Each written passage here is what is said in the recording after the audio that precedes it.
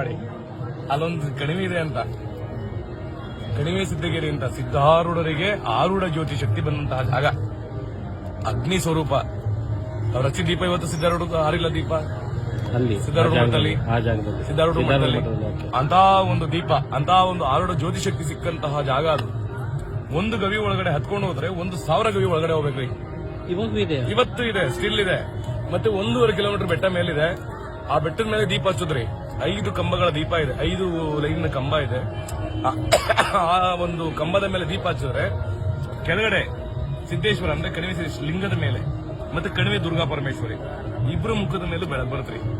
ಅಲ್ಲೊಚ್ಚಿ ದೀಪ ಬೆಳಕು ಇಲ್ಲಿ ಬರುತ್ತೆ ನೋಡ್ರಿ. ಇವತ್ತಿಗೂ